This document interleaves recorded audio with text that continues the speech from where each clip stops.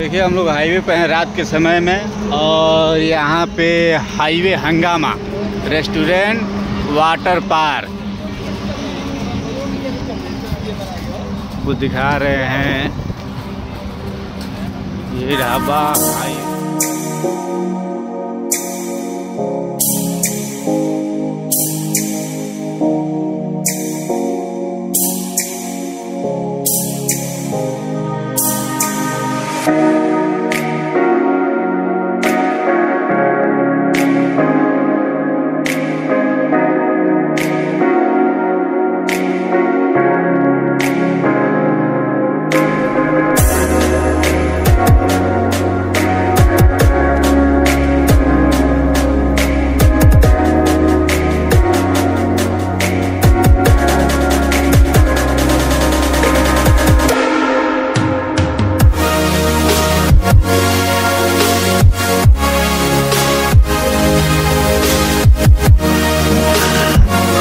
और ये water park भी है। देखिए अभी बन रहा है, वाटर पार्क भी बन रहा है, बनकर तैयार नहीं हुआ है।